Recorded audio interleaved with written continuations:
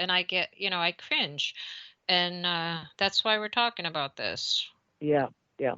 And some people buying, wanting to help, and I appreciate that, but going and not really knowing that, about different microchip scanners, and that they really need to be purchasing a quality microchip scanner. Not there's a cheap microchip scanner that you can buy online that is not pulling up all the chips. And if you're missing microchips, what good is it doing?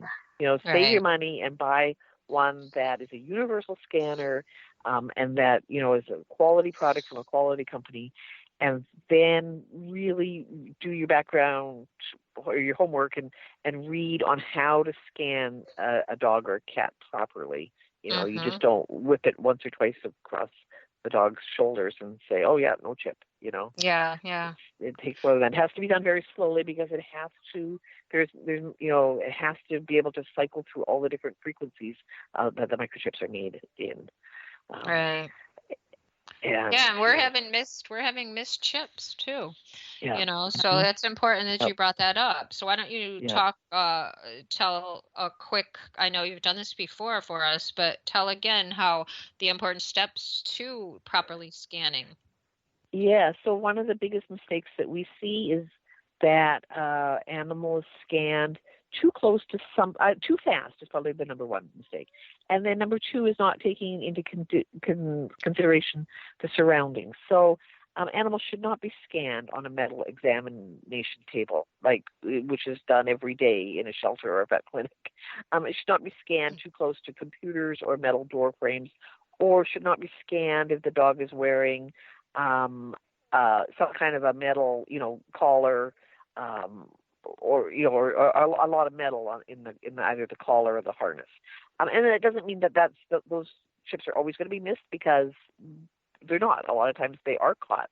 But I just would hope that people scanning an animal scans it with the intent that they're going to try to find the chip, that the animal is microchipped, and their job is like a little treasure hunt to find it, as opposed to just scanning in the hopes that maybe the dog is microchipped. Does that make sense? Go with the intent that it does have a microchip. And if you don't get it, on it first, think, okay, what am I doing wrong here? This dog has a microchip. What am I doing wrong? Am I scanning on a metal table? Am I scanning near a metal doorway? Does the dog have a prong collar on, or a choke collar, or whatever? And then start removing all those possibilities and keep scanning, and go down the legs and down the back legs. We've had microchips end up in dogs' toes or in elbows, or chests. And go slow, take your time, and make it like a treasure hunt. Like, there is a microchip in there, and you've got to find it, and you've got to eliminate all of the things that could be interfering with. And what the other thing that we will do is we scan with a different type of scanner. Then, if we don't find the microchip, and this happens to us all the time at events, we have two scanners, two different brands, both high quality, but there just seems to be some microchips that one scanner will pick up and the other one won't. So we always scan again with the other scanner, and lo and behold, lots of times we'll find a microchip. And it's just, and I understand that animal control facilities and shelters are busy, and time is of the essence, but it's just getting that an animal back home is so much cheaper all around than having for them to have to house that animal, vet it, do whatever they need to do to either get it out onto the adoption floor or to euthanize it. Yeah, that's true. And we're bringing up these topics not as not to make it sound like nobody knows what they're doing. It's just that occasionally,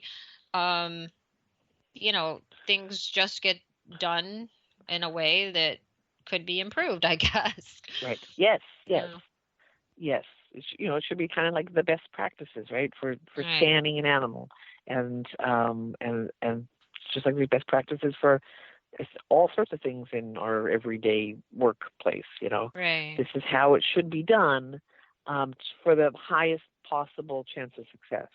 Right. Because it's so sad when you hear these stories, and I feel sometimes like I don't know, the other day somebody said, "Oh, what are you, the queen of microchips or the queen of lost pets or something?" And I'm like, "Yeah, I guess I am." You Yeah. know, you know. If you're gonna call and me thank that, and okay, I'll wear and that crown. yeah.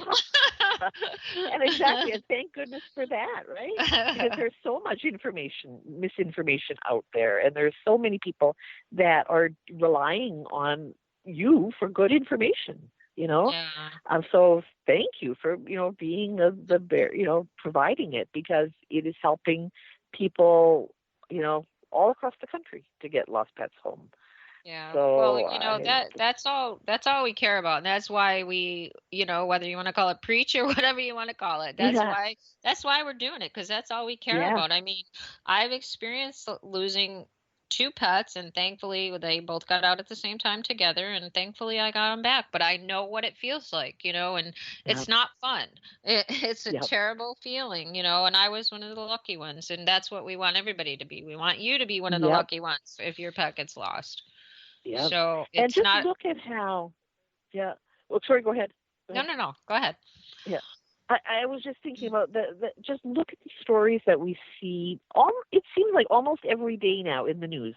Dog reunited 10 years later. Cat reunited Mhm. 8 years later. It just seems like every day Yep. we're seeing these wonderful microchip reunions that make us so happy. And on the other hand, it makes me so angry. I'm thinking that dog should have been home 10 years ago. Yeah. It Yeah. had a Exactly. microchip.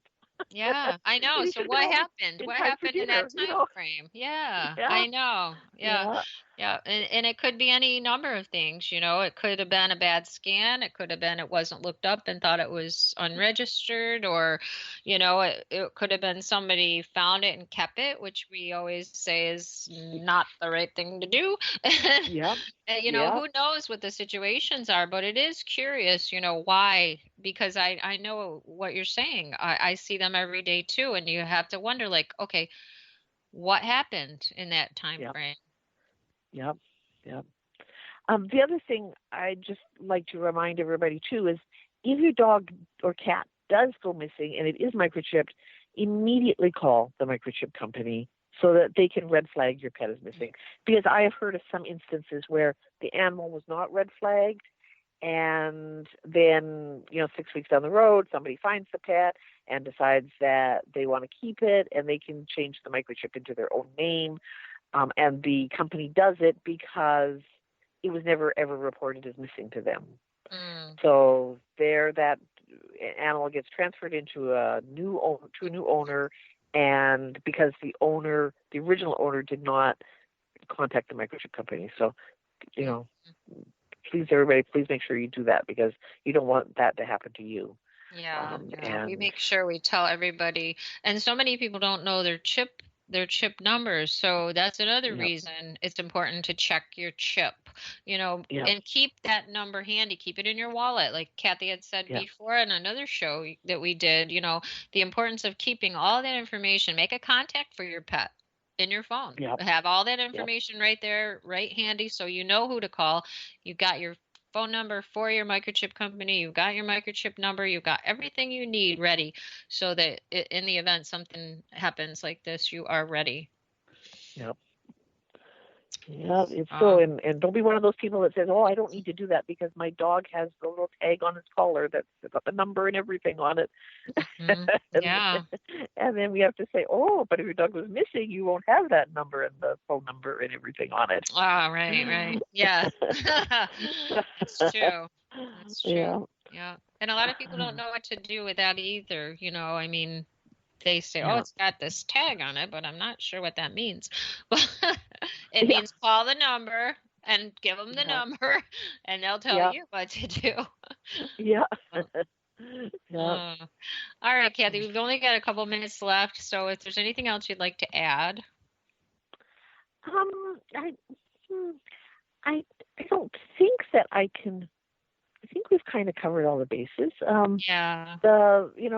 I just think that's such an important topic, and I'm so glad you brought it up, because the more that we can help educate people about correct scanning and correctly looking up a number, I just think the more pets that can get home, because there are more and more pets, I do believe, being microchipped. And we just need to translate that into more and quicker reunions. So it's not these reunions 3 and 5 and 8 years later. It's, quickly. Yes. I agree. Well, thanks again, Kathy, for being with us. I appreciate it as always. You always have such good things to talk about. Good and important. All right, everybody. So this has been Kathy Poblowski with Lost Dogs of America, and you can check out her website at lostdogsofamerica.org or email them at lostdogsofamerica@gmail.com. So I just want to remind everybody that that was the AAHA website tool, the lookup tool, and it's called petmicrochiplookup.org. So for now, everybody, it's time to say goodbye. And until next time, remember that a lost pet can't tell anyone where it lives. So please be sure your pet is microchipped and wearing its ID tags. I'm your host, Patty Giarrusso, and this has been Let's Talk Pets on Society Bites Radio. Thanks for joining us today. And until next time, take care and keep your pets safe.